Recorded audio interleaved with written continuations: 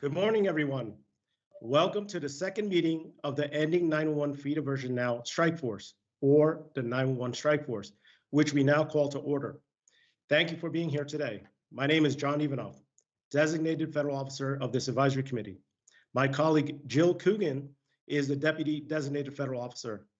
Also with us here today is Rachel Weir, an FCC working group liaison.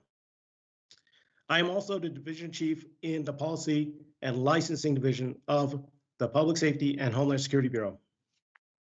Now, I will briefly outline today's agenda. We'll begin with opening remarks and roll call from Kelly Merriweather, chair of the 911 Strike Force.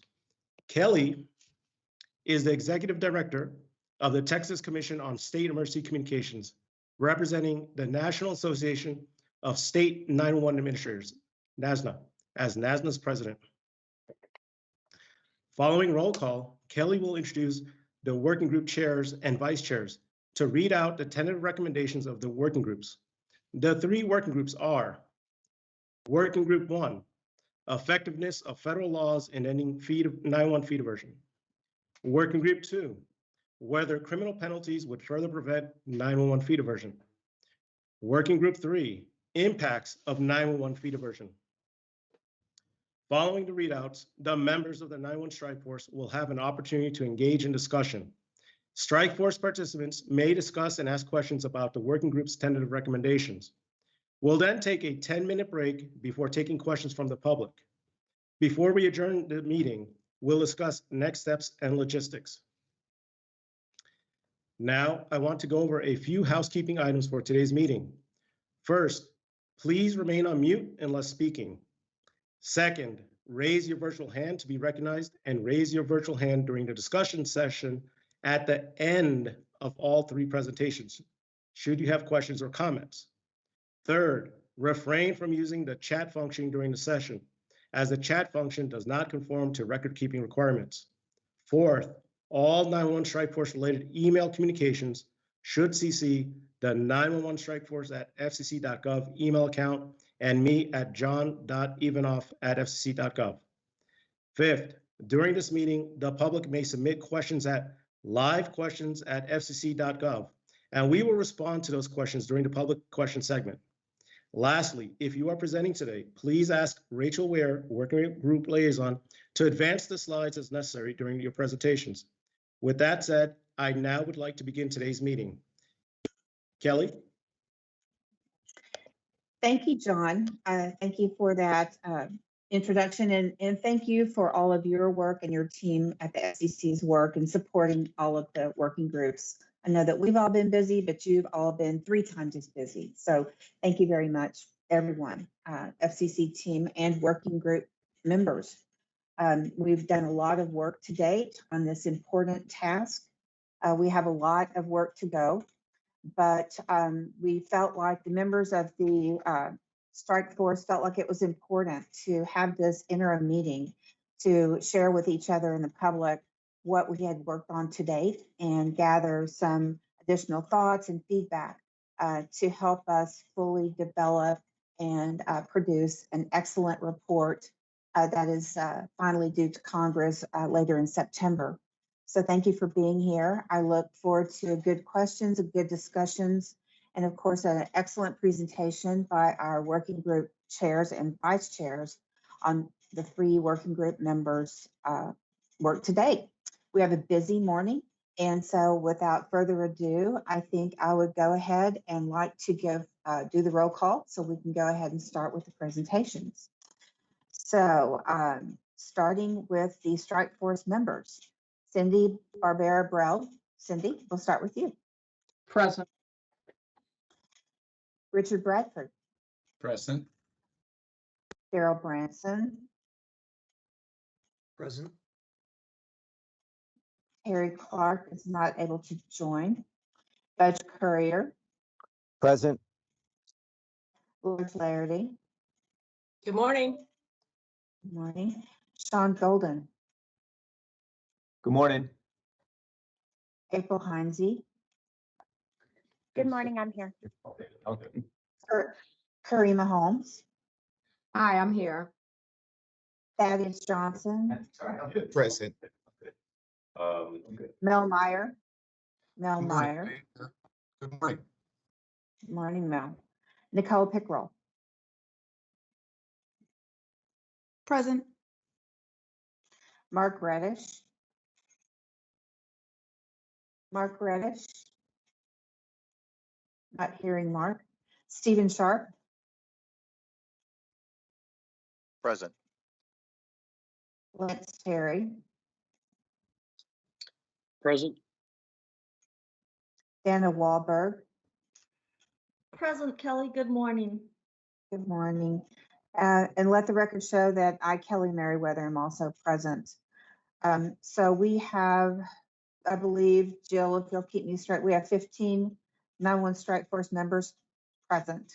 And so we do have a quorum. Thank Yes. you all. Thank you. Thanks for double checking my count. Okay, so we'll move on to working group only members. And please remember that as a working group only member that you can engage in the discussion this morning, including the Q&A portion at the end of the 3 presentations. We want your input, so please feel free to participate. Let's move forward with our roll call of the working group only members. Let's start with Peter. Peter Beckwith, Present. Patricia Coates, Present. Mark Fletcher, Present. Good morning, Kelly. morning. James Goldstein. James Goldstein. Not hearing James. Jeffrey Jelinski. Jeffrey will not be able to join us this morning. Thank you. Kathy Jones Gooding.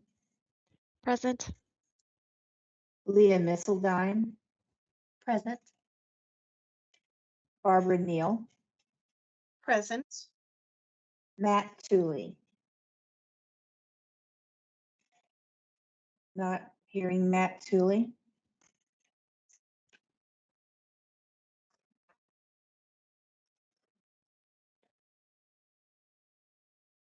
We have 6 working group members present, I believe, or Jill. Yes, 6. Thank you. 6. All right. Okay, good. Thank you very much.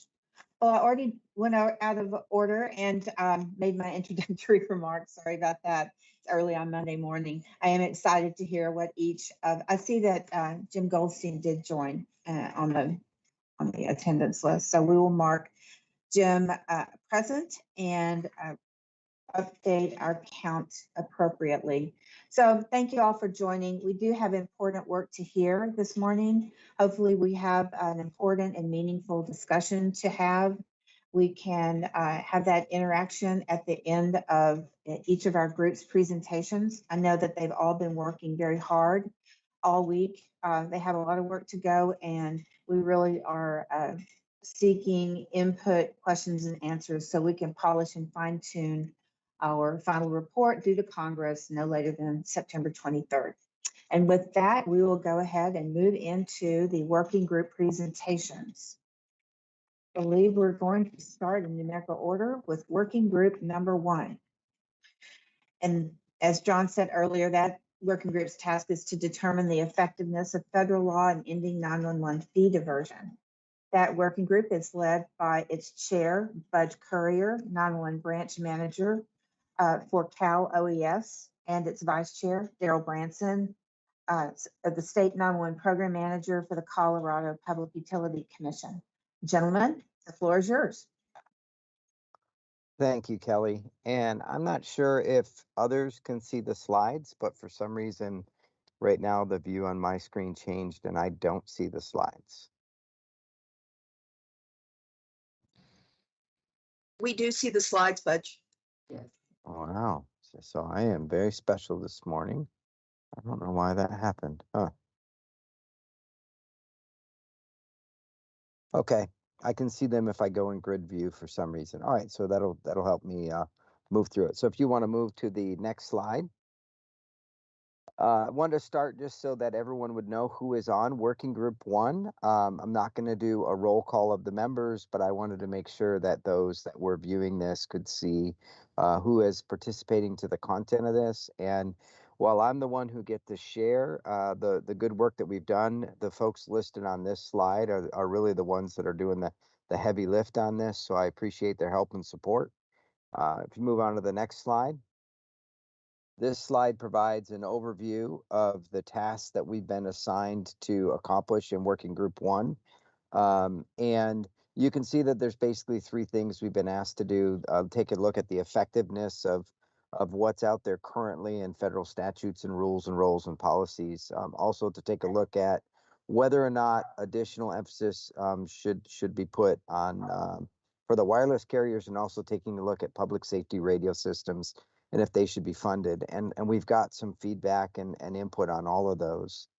So if we move to the next slide, I wanted to start with the report and order. The FCC published a report and order, and they listed the eligible use of 911 fees. So we use this as our backdrop to see if this definition and what is included in this list is sufficient to align with what we see currently happening in states at the state level and at the local level for the use of 911 fees.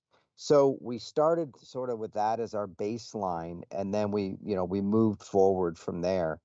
And you're going to see from our findings that we feel there's some more work that can be done on what would be an eligible use of 911 fees. All right, so I'm going to try and get my view to go different here. Just hold on a second. For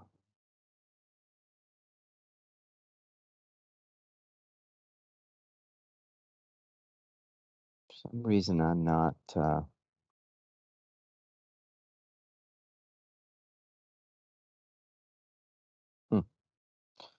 Yeah, I can't see the slides to read them, so this will be interesting. All right, we'll see how much I remember of what I wrote, because I certainly cannot see any of the words on any of the slides at this moment. All right, so if you move to the next slide, in our initial findings, we've got a list of about 8 different things that we wanted to highlight that we've identified as we started to put together the draft document. And I really want to highlight that at this point, these initial findings are preliminary, and we do have some additional work to do. And as I go through them, I'm going to try and highlight the areas that we think we need extra attention in. So I'll just start with the first finding. There is a definition in the report and order for 911 fees, and we're recommending additional clarity. We do have a definition we'll share with you in a moment. We also did a lot of research on states that have very good examples of how to ensure 911 fees are used exclusively for 911 purposes. And we also looked at those states that have been identified as fee diverters and what they're doing. We also want to make sure that we note that even though there might be a federal definition that is quite broad, it is possible for state and local jurisdictions to have something much stricter. We identify that as something that would be important for states, and we'll talk about that. And we want to make it clear that, based on our research, despite all the negative press and the inability to apply for 911 grants and significant pressure that's been applied, there is still fee diversion going on, and that has been documented. If you want to go to the next slide. So what that means is that the current laws and regulations and policies and practices at the federal level, they have not stopped fee diversion. And so, we wanted to make that very clear, and as we started this work. In addition, we think that it's really important that every effort should be made that if a state is diverting fees, the local agency is not penalized, and then vice versa. And we do have some recommendations on this, and we have some questions on how this could be accomplished. And then we also realized that some states that were not previously identified as diverting 911 fees might be considered fee diverters with the commission's new rules that came out, even if there's not any change in how they're doing things in their state or at the local level. And then we think that using grant eligibility, the 8th one here, is really only effective if the grant funding is significant. In other words, if there's enough money to be at a level greater than what would than what they're diverting. And we haven't seen that yet. The amount of federal grant funding available probably has not been significant enough to really be a successful tool to stop fee diversion. So on the next slide, what we think would really be helpful is to take a three-pronged approach to really come up with a very clear definition. We think the report and order is a good starting point, but additional clarity is needed.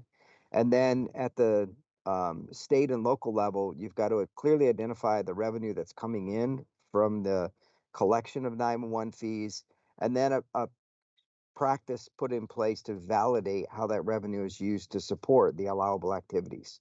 So a clear definition, you know how much revenue is coming in, and you know exactly what the revenue is being spent on.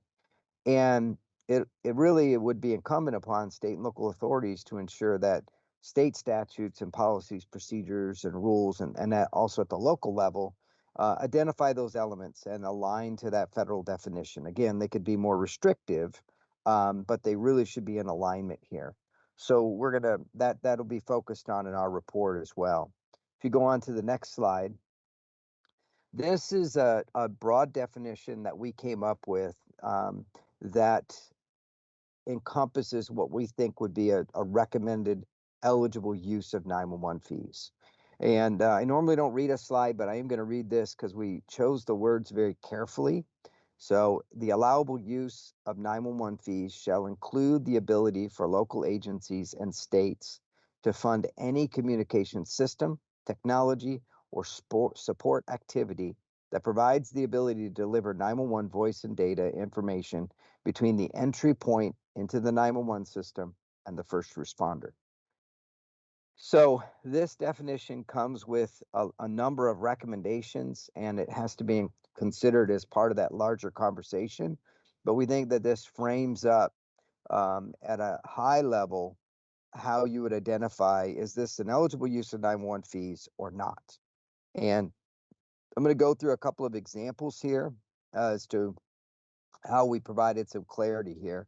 So on the next slide, this definition, this broad definition that we just went over, would include legacy 911, next gen 911, all the GIS systems needed to support 911, any cybersecurity, and this is cybersecurity for 911 and PSAP operations, not the broader context of cybersecurity. The equipment and services that are used in the PSAP or the ECC for emergency notification systems. This would be those systems that you use to push data back to the public related to emergencies. Communication systems like land mobile radio or LMR, and any other communication system. And this is the key part. It has to directly support the exchange of information between the PSAP and the first responder. So a good example of what comes to mind here is there are some agencies that have limited CAD ability, computer-aided dispatch, which is another allowable use, or no CAD at all. So what would happen is you would call into 911, relay information to the PSAP, and then the PSAP is using the radio to transmit that information out to a first responder. And we did not want to leave a gap in that communication flow. And this is something I know that there'll probably be a lot of comment and feedback on, but we thought this was an important part of the eligible use. Call processing equipment, this is the 911 equipment that answers the 911 call. Protocol-based caller interrogation systems, this is right out of the report and order example. Legacy and next-gen 911 system and analytics, and so this is the information that's used to validate that your 911 system is functioning properly. And then training as allowed in the report and order, and then anything else that was specifically called out in the report and order. So this is just an example of how that broad definition applies to specific things or specific examples. Moving on to the next slide, we wanted to specifically address the wireless carriers as the FCC directed us to take a look at this. So we feel that the proposed definition that we gave a couple of slides earlier on slide 10 has the clarity needed to determine the eligible use of 911 fees. It's very important that that demarc of the entry into the 911 system is the demarc. So nothing would be funded prior to that. But we do realize that some state and local agencies are using communication systems that are based on LTE or Wi-Fi. And these solutions would be an eligible use provided they directly support the delivery of data and information between the 911 request for assistance and the first responder. So an example here would be if you're using an LTE solution to connect your CAD, your computer-aided dispatch, with a mobile data terminal or a mobile data computer that's in a police vehicle or a fire engine or something. That path would be eligible because it's directly exchanging 911 information. So that's kind of what this next bullet is about. These commercial telecommunication systems would not be acceptable if they're not in that direct path. And then we and we think we've provided enough clarity on this, and we're going to write additional detail in the report. So if you move on to the next slide. So there's some implications of this broad definition that we wanted to make sure are discussed and put out there publicly. So because of this broader definition that includes things that includes portions of the 911 system that some state and local agencies may not be including now, we want to make sure that it's important to understand that state and local agencies could further restrict the eligible use of 911 fees, but they wouldn't be able to expand it, which is why at the federal level, we're making this draft recommendation that it be a broader application. And for those agencies that have a stricter definition today, if they were to broaden that, there may be additional costs that they would incur. And if they didn't have a subsequent increase in 911 funding mechanisms at the state and local level, there could be this mismatch on what's expected to be funded through the 911 fee and what's able to be funded in the 911 fee. So there'll need to be this collaboration in making sure that local and state laws and policies, procedures, rules align with this federal definition. And then the successful adoption of the definition is really dependent on equitable access to all funding sources. So we mean all federal grant funding sources that can be used to support emergency communications, both 911 and first responder agencies. We want to make sure that 911 centers would be able to apply for those fees or those grant funding as well. On the next slide, we want to make sure that if you consider FirstNet or any other LTE solution, it's not eligible for to receive 911 fees unless that service is being used to directly deliver 911 data to a first responder. And I gave an example of that already. Many state and local jurisdictions may seek increased 911 fees to cover these additional costs. So as the definition broadens, there might need to be an increased fee to match this definition. We also realized that the Next Gen 911 cost study that was delivered to Congress in 2018 did not include this broader definition. So this estimated $9 to $12 billion for this national upgrade would probably get larger. And I know that there's some work being done now legislatively. This number is looking like it's closer to 15 billion, but we would just want to make sure that there's a true up, that this cost study includes this broader definition, and we know that hasn't happened yet. And it would also, this broader definition has the potential to invite an interpretation to include additional components that are used by emergency responders. So we really want to make sure that it's clear that there has to be a direct correlation to delivering 911 data and information and audio from that, those that are requesting help through 911 and that first responder. Next slide. So based on this backdrop, I'm going to go through the draft conclusions and recommendations. Again, there's some of these that we still need additional work on, but I want to go through them. Much of this will be a repeat of what I've already covered. The first one just identifies that we think this broader definition should be adopted. where you can fund any communication system that's used to deliver 911 voice and data between the entry point to the 911 system and the first responder.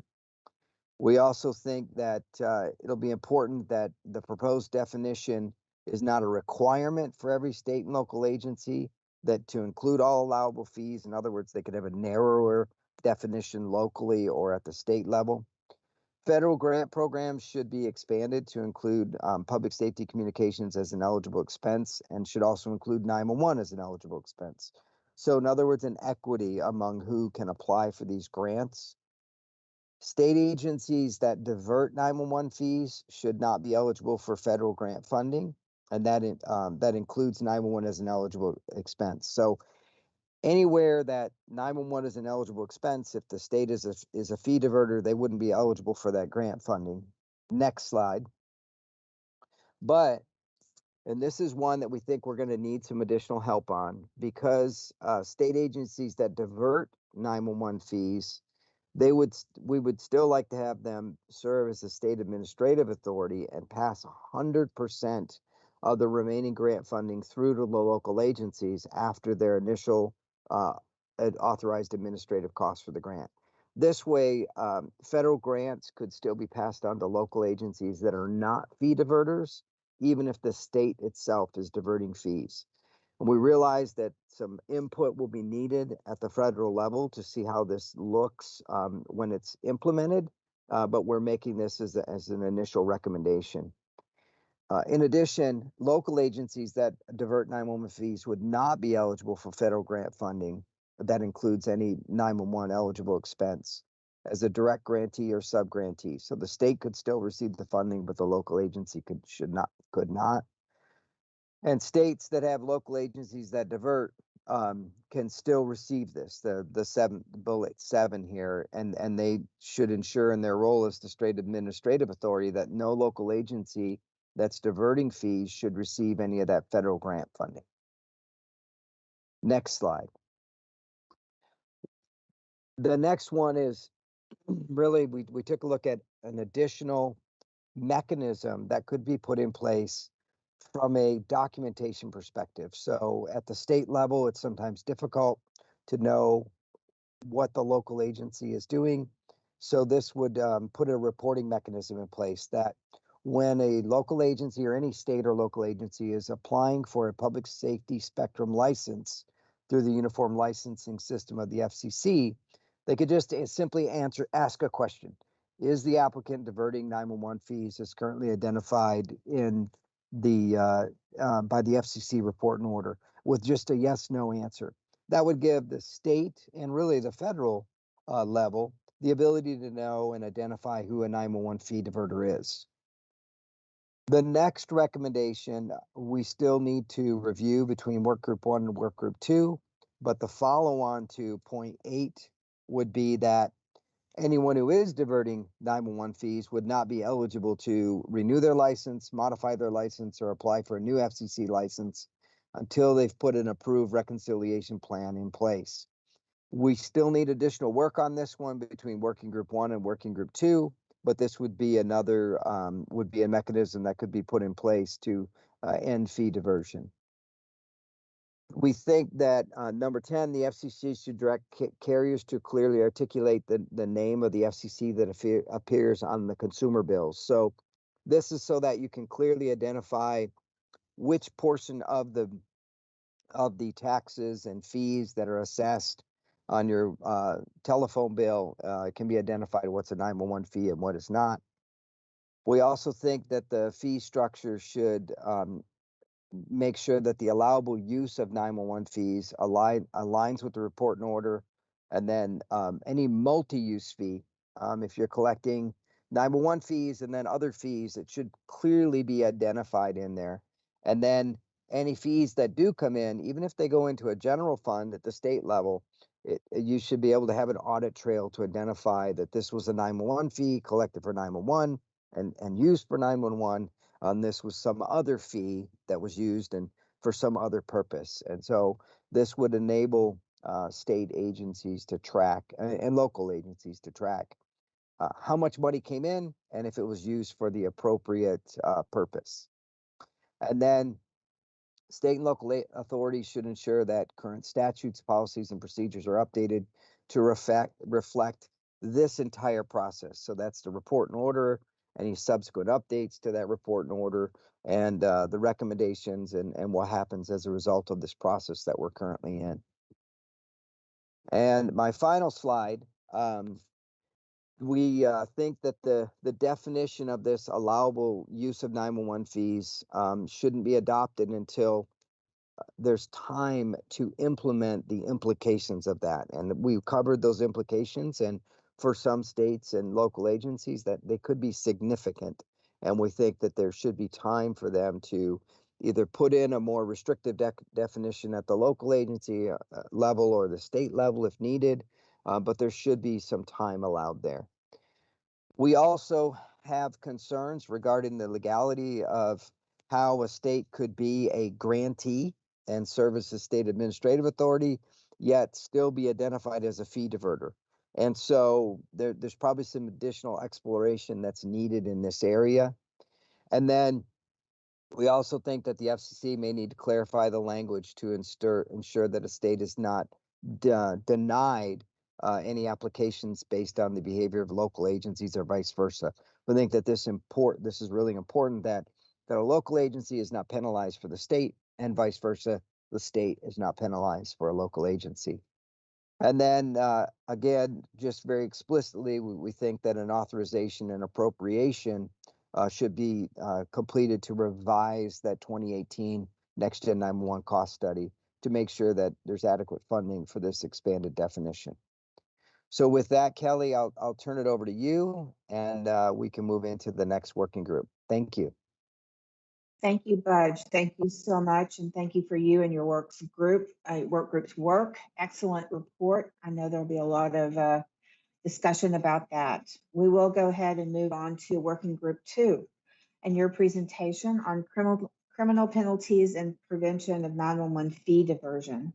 That group is chaired by Richard Bradford, Special Deputy Attorney General of the Office of the Attorney General's Office of North Carolina, and Thaddeus Johnson, Assistant People's Counsel, Washington, D.C., Office of People's Counsel, representing the National Association of State Utility Consumer Advocates. Gentlemen, we look forward to your presentation. Good morning, Kelly. Good morning, everyone. My name is Richard Bradford, and it is a pleasure to appear today, present Working Group 2's interim report. I would note that we have been working independently, as have the other work groups, on our assigned tasks. It was a pleasure to hear Working Group 1's presentation this morning. We have talked about many of the same issues, but focused on the question before us. So next slide, please. The members of Working Group 2 are listed here, and I'd like to take this opportunity to thank all of them for their work to date. It has been a group effort for certain, different perspectives and experience, many years brought to bear on the question before us. So thank you. Next slide. Now, I will say that although our question is very serious, as are the other questions, our presentation today is fairly brief. That does not reflect the extent of our conversation and our recommendations, but we have focused on penalties as a measure to be imposed in limited circumstances. Our interim findings and recommendations are presented today. This work is ongoing. We have continued to discuss the recommendations. I think that hearing presentations from the other work groups will help us as we continue those deliberations. Thank you. Next slide, please.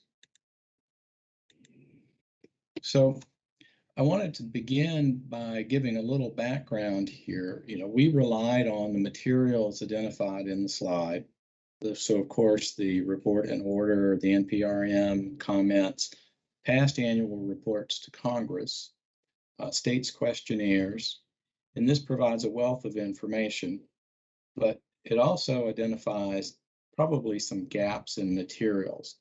So we found these records helpful in understanding the approaches and uses of 911 fee receipts, characterization of 911 services among the states that reported.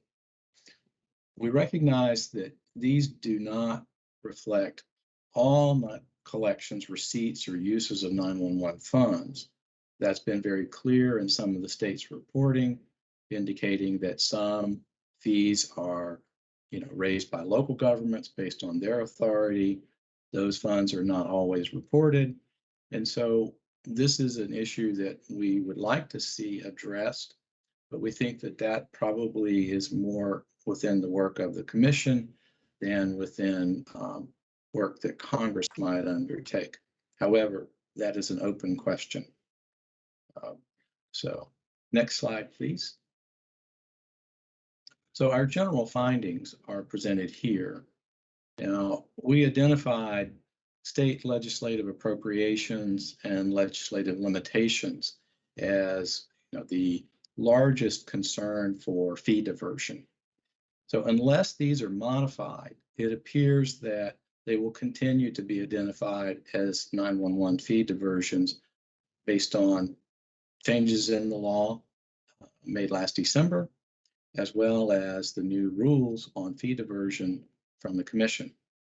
Now, we found evidence that some states have modified their laws in response to the Commission's findings, but other states have not. They may choose to modify their laws.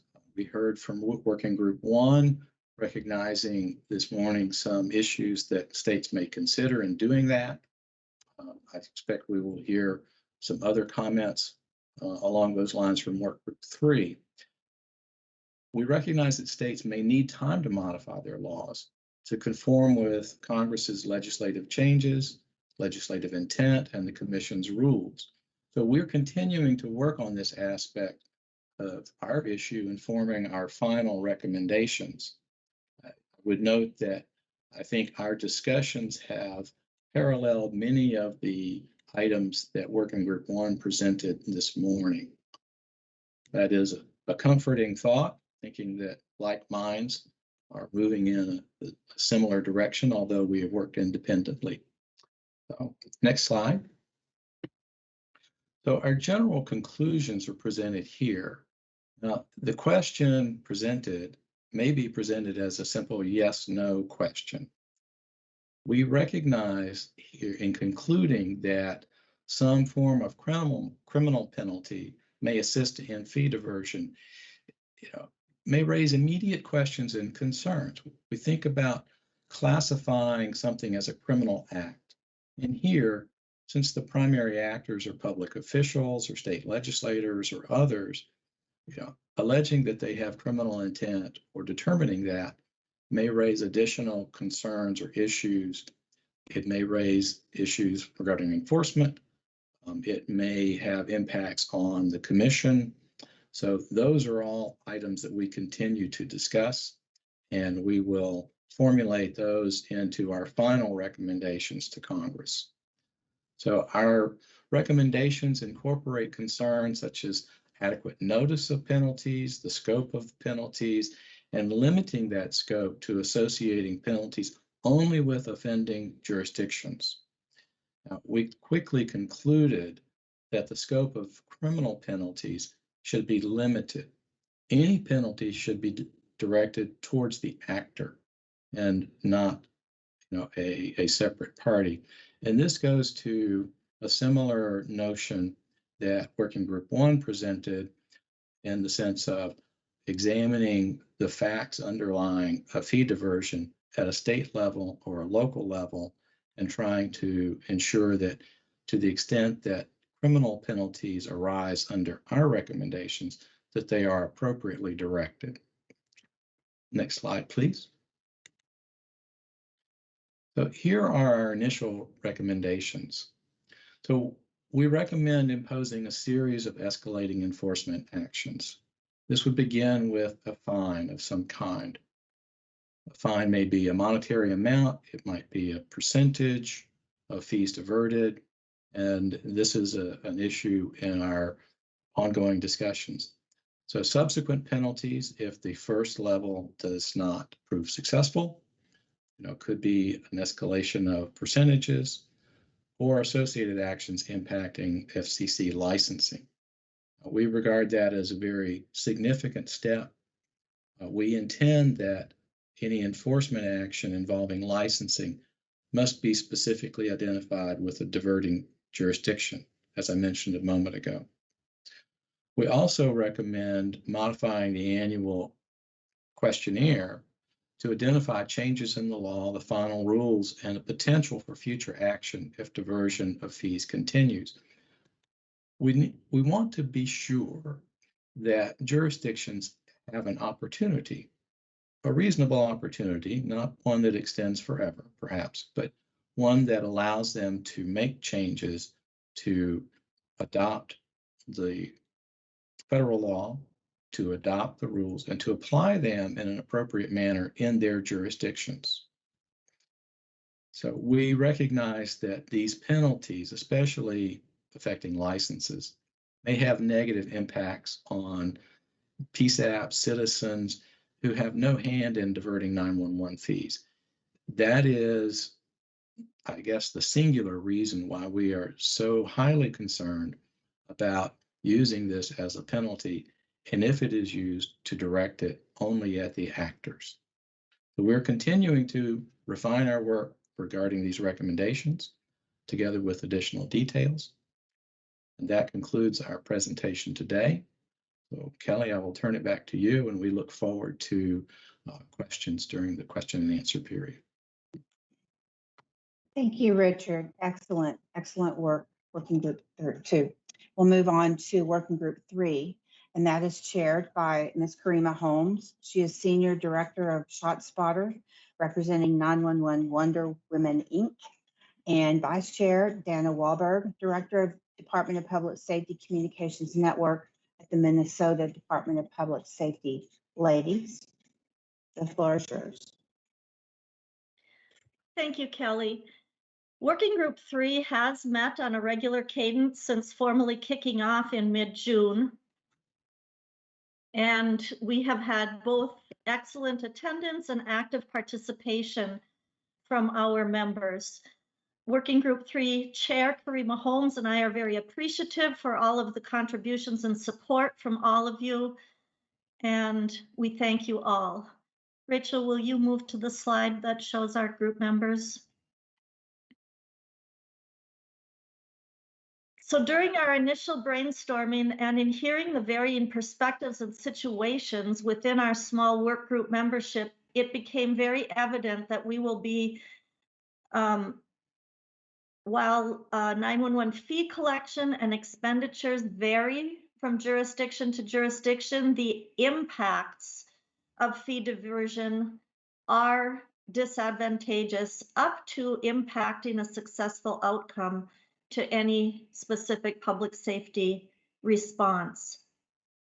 So with that acknowledgement, Working Group 3 limited the focus of our charge on the overarching and totality of the implications and impacts of 911 fee diversion, regardless of how funds are collected or expended by any jurisdiction in today's environment. So if we could go to the next slide, please, Rachel. We developed, I'm sorry, back one. We developed a very simple problem statement. And that is that fee diversion has a negative impact on every aspect of 911, and it inhibits the ability of emergency communication centers or PSAPs to perform optimally and to transition from legacy systems and environments. So we broke that statement down to the lowest common denominator, and from there we developed 6 overarching impacts. And if we can go to the next slide, please. So of all of the individual impacts that were brainstormed and shared within our group, we took those and we categorized them into these 6 categories: basic operations, technology, interoperability, preparedness and planning, public trust and accountability, and 911 fee oversight and administration. And now if we can go to the next slide, I will turn this over to Chair Karima Holmes, who's going to go through each one of these 6 sections and provide some background associated with each. Karima? Thank you, Dana. All right, so we'll get started. I'm going to present by breezing through with some examples and definitions of each of the categories or the functional areas that we broke the impacts of 911 fees into. So first, we talked about just basic operations. Insufficient funding will create a lack in critical positions. That's basically adequate staffing. We know that staffing retention can come from better or more sufficient competitive compensation. And so when you're recruiting for a strenuous job like 911 and just the criticality of what we do, we want to make sure that the compensation is matched to garner those skilled talents that we need. We see that the lack of one of the impacts of 911 fee is forced overtime, which in the end creates burnout for our staffing, which in the end decreases wellness, low morale. And so we really wanted to focus on the actual people in the PSAP, which is important, and also those that support us in our 911 programs, 911 authorities. Other basic operation effects of 911 fee diversion is training of those people, which can also result in lack of training, can also result in errors and slower call processing and dispatch times. I think here what we wanted to show is how affecting the actual human resources, the people that are doing the job, how that affects when there's not enough money to hire enough people, how it also spills over to the literal 911 call and our residents that we serve. Another important thing that I think should be acknowledged is also just the actual environment of the 911 centers, the seats, the consoles that they're working at. Most of us leaders in 911 know that it's very important to have ergonomically correct workstations and how that helps with performance and also help with our people being comfortable in their work. All right, next slide, which touches on technology. I think some of the examples that was given in work group 1 is very heavy in technology as far as 911 fee usage. And so inadequate funding also affects our planning, our implementation of upgrades, updates, and the big one, Next Gen 911. And it inhibits us from transitioning to Next Gen 911. And alongside that, it also inhibits us being able to maintain the legacy systems we have in play now. Inadequate funding for emerging technologies and integrations that are important that have evolved across the world, quite frankly, things like location accuracy technologies, text to 911 capabilities. All of these are usually skirted because there's not enough money to get those things done. And then something that's also really important in technology is fee diversion or not having enough funds also affects our ability to maintain and replace equipment, whether that's end-of-life equipment or equipment that no longer serves a purpose in our centers. All right, next slide. Another grouping that we use is interoperability.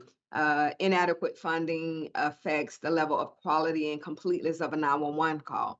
I think we are all very conscious that 911 is a full ecosystem that relies on the caller getting to 911, that information being collected and digested, and also being sent out to the responders that are physically going to the emergency. And so interoperability is very important. It's an expectation of our public safety partners and our responders, and it's an expectation of the public we serve. Inadequate funding burdens our partners, We talked about the police, fire, and EMS and their advances in technology that interfaces with the 911 systems is also very important. We want to make sure that we are able to communicate and transfer that critical information to other jurisdictions. I think all of us that are in 911 understand the importance of being able to correctly and expeditiously transfer a call to a partnering jurisdiction, but also not just other 911 centers or other public safety entities, but also our public service entities. I think about public works, our gas, electric servers, servicers, and even just say the school system with our resource officers. We want to make sure that that technology and the interoperability is there for that. All right, the next slide. Preparedness and planning.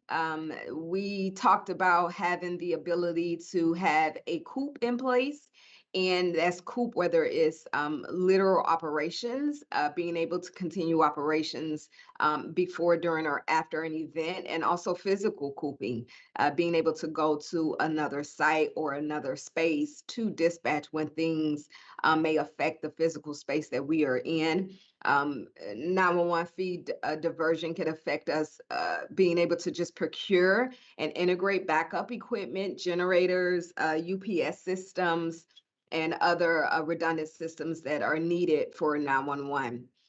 We also talked about training and exercises, being able to participate in these training and exercises. You could actually even tie this back to staffing. A lot of 911 centers do not have the capacity to attend training or exercises because they don't have enough people to man the phones. And so you can't steal from them to go to training and exercises when they're just trying to keep the call volume at a pace to be able to serve our residents. We talked about response through procurement of other more unique situations like mobile PSAPs, and backup PSAPs, or PSAPs in a box is a term that we use in the industry. And I think that this part, the preparedness and planning, is very important. And it basically just encompasses us being able to shore up both our literal infrastructure and our teams to respond and recover from major impacting events. Next slide. Public trust and accountability. This was a great topic to even talk about and bring up. I think it has been very nuanced or very used lately, just in the environment that we're in as a country. But we do owe our public, we owe them a sound emergency response. And so they're calling us at their more dire times. And one of the things to help with that is public education, community outreach, and engagement.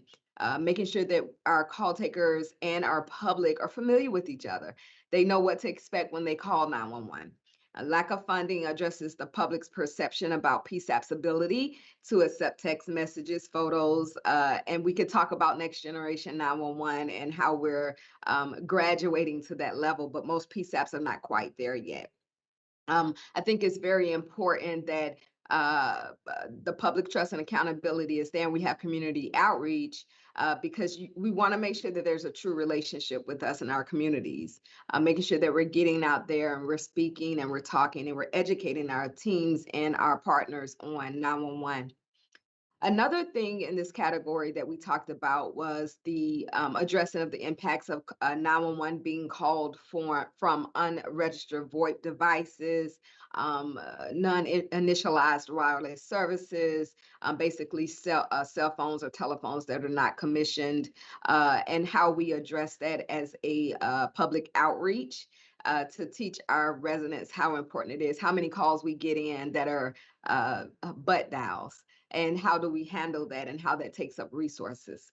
And then lastly, in this category, we talked about, and I think this really falls more into the public trust piece, because there's 911 fee diversion, there is underfunding, which I'm going to get to shortly, but it causes our 911 centers, or our 911 authorities rather, to have to make difficult decisions of asking for money from our residents in other ways.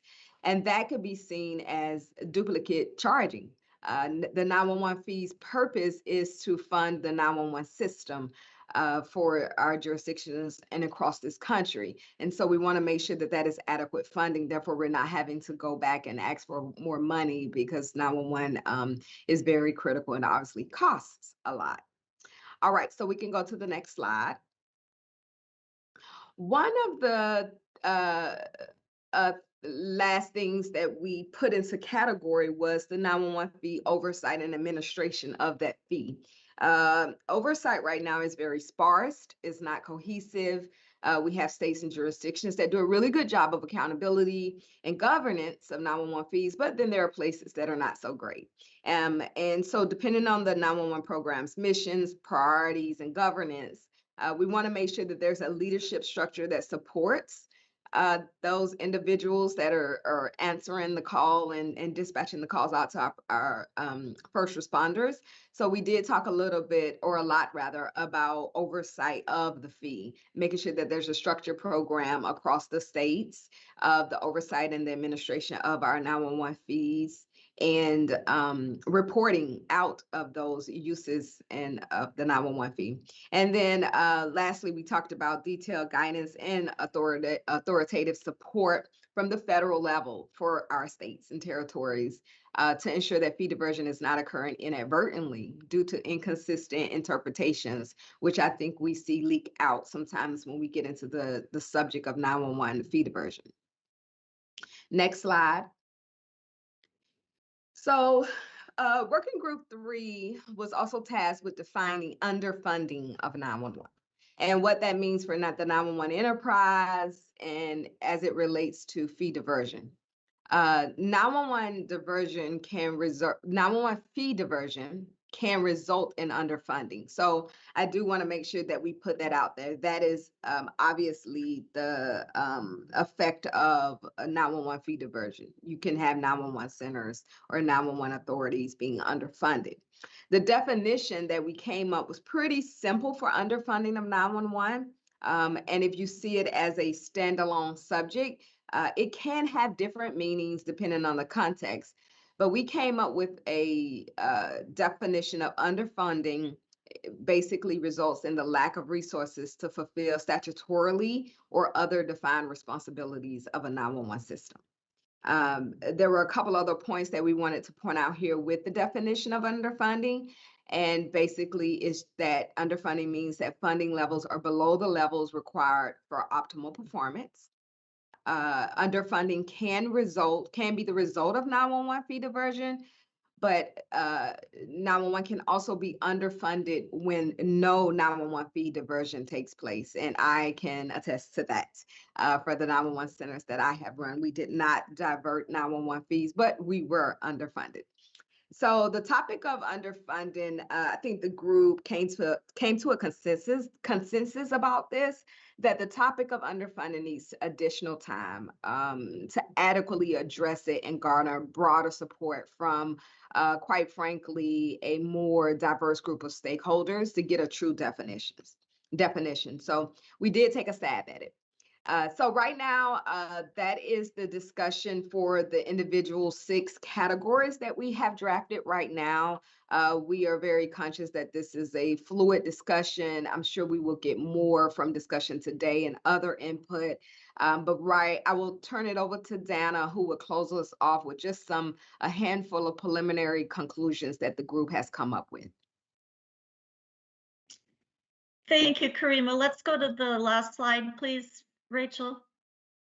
So while we've focused most extensively on encompassing the full breadth of the impacts of fee diversion, really from A to Z, during this first half of the time frame, we've just now started to formulate some conclusions, and we have these 3 preliminary conclusions and intend to spend now the rest of our time really focusing on a more robust and comprehensive set of considerations for Congress to consider.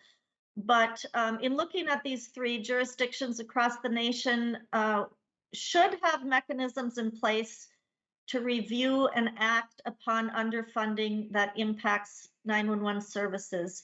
And that includes access to federal funding to support nationwide transition to next generation 911. Kelly mentioned in the slide before that additional research is going to be helpful for really understanding the relationship between 911 fee diversion and underfunding, and taking that a step further to how that impacts the actual emergency response and the outcome to any given reported emergency.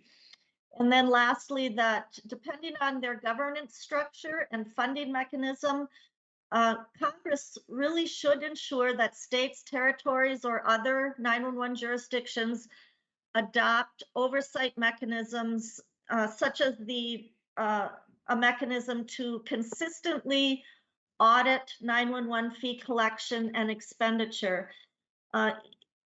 Absent of this piece, it will be very difficult to be able to establish a baseline for fee diversion or underfunding. So that concludes our report to date for Working Group 3, and I will turn it back to you, Kelly. Thank you.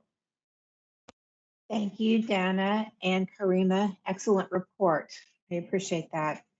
Okay, so that completes the presentations from each of the working groups. And now I'd like to move into the 911 Strike Force question, discussion, comment period.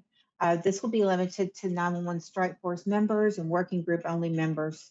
We'll have a separate period of time after a break for public questions and comments. So 911 Strike Force discussion. If you will raise your hand, your virtual hand, I will call upon you and try to do so in the order I see your hand raised. What comments and questions may you have for each other?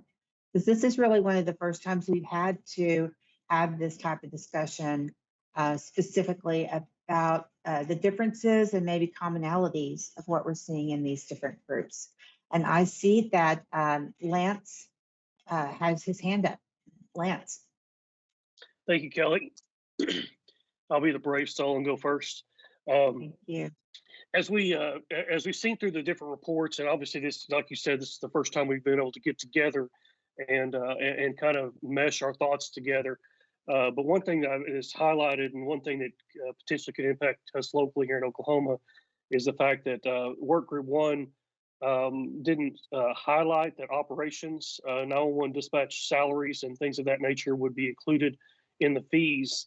However, Work Group 3 did bring that out heavily at the first of their conversation. So just wanted to highlight that and make sure that that Work Group 1 took note of that and see how that would impact their work. The second comment that I have is on Work Group 1, it says radio networks. Would the intent, based upon the definition, also include radio subscriber units, so mobile and portable radios in the field, or where would the in our terminology or language, where would the demarc be for that?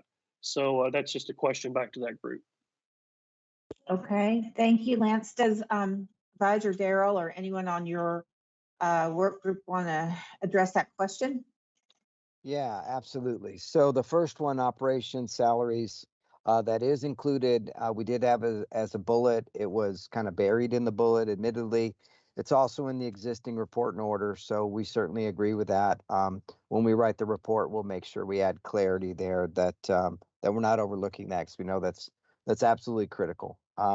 As far as subscriber units, as long as they are being used to support the transfer of information and data between the 911 caller or the person requesting assistance through 911 and the first responder, yeah, that would be eligible, an eligible use, as long as it's used in that exchange of information.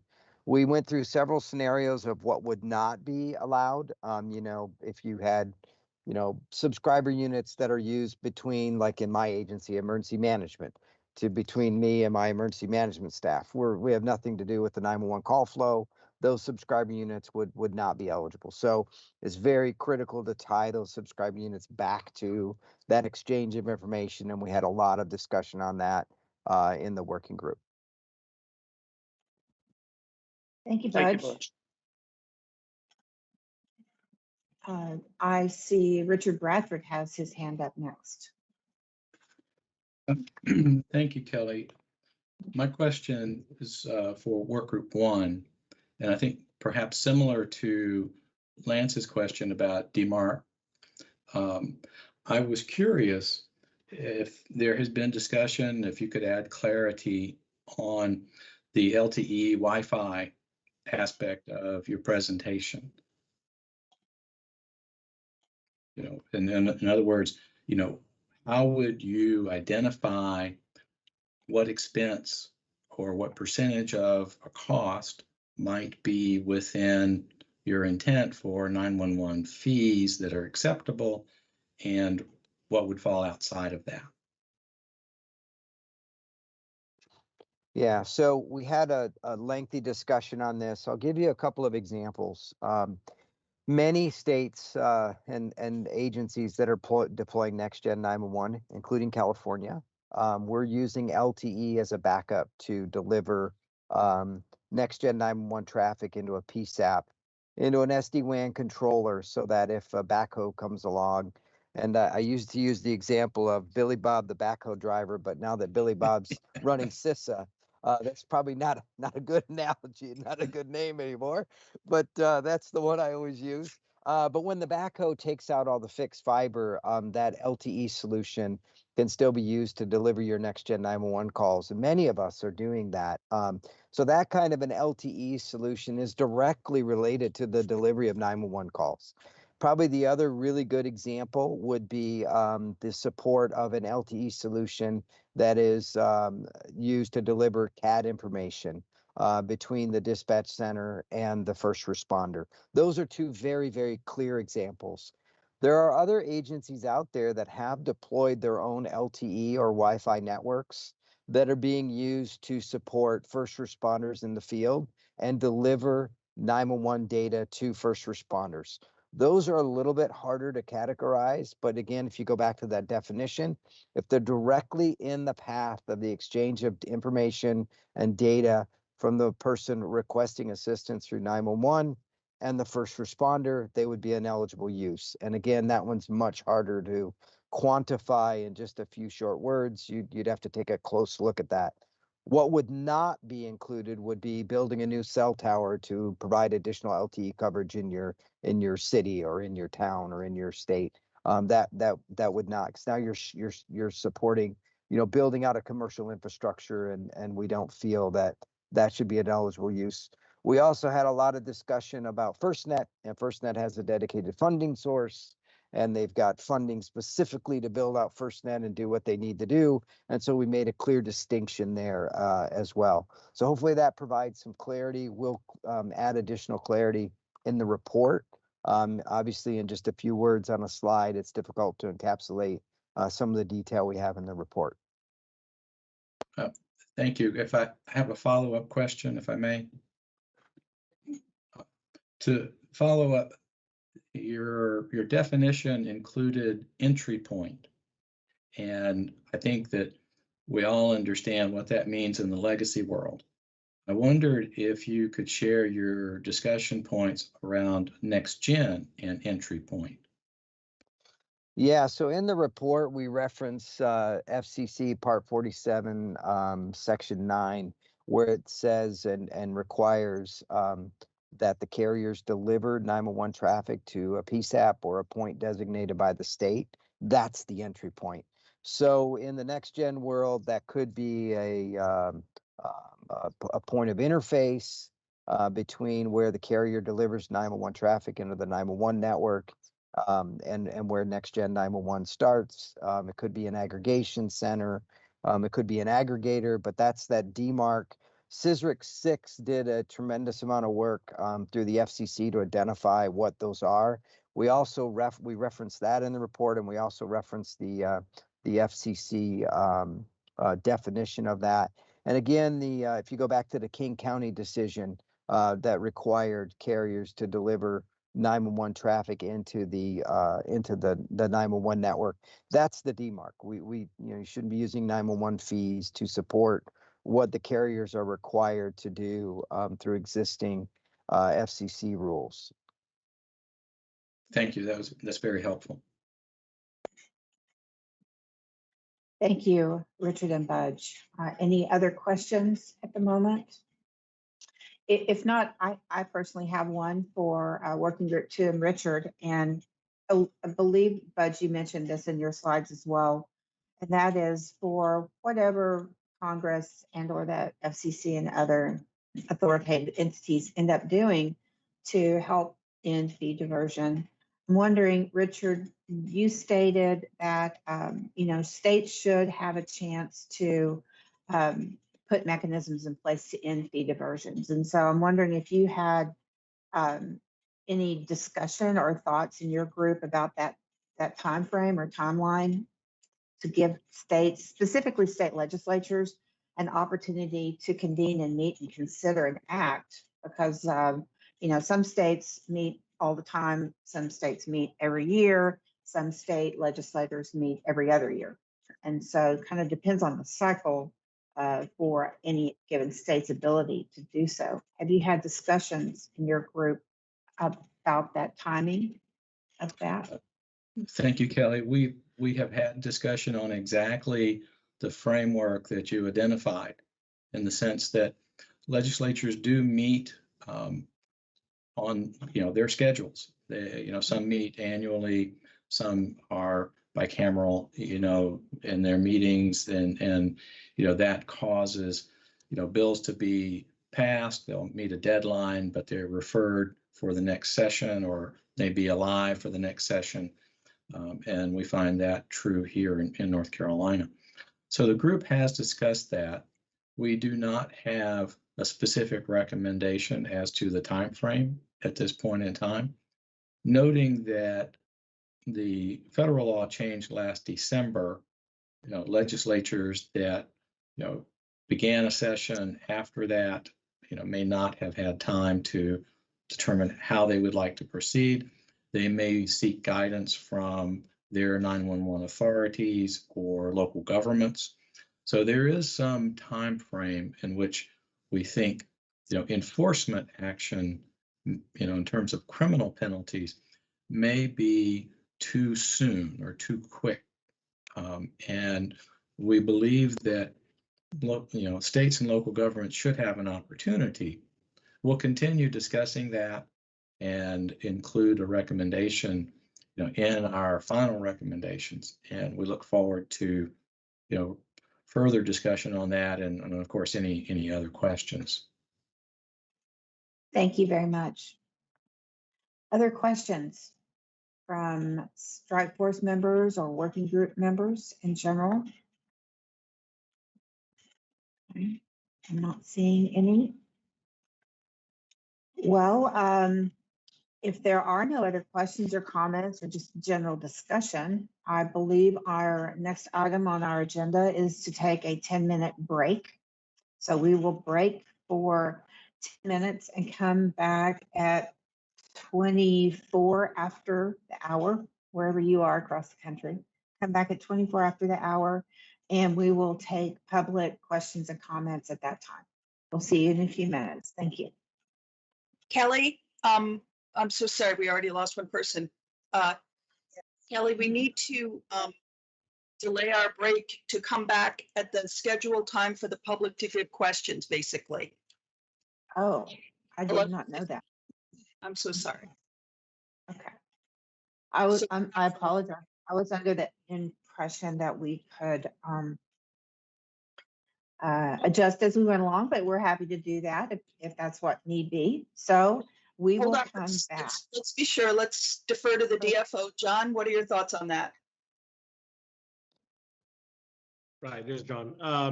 Kelly, we can proceed as you propose to take a break now, and we can extend that break to 11:50. So for the public that wants to participate in questions at 11:50, they can raise those questions at that point. I think that would be a good balance between the speed and swiftness of the strike force meeting today, but also to give the public an opportunity to comment. Does that work? Okay. Sure. Yes. Whatever we need to do to make sure that we're meeting public expectations. I understand it was posted as such, so we will come back at 50 after the hour and not this time I stated before, and we will keep with the agenda. So come back at 50 after the hour, wherever you are. Thank you.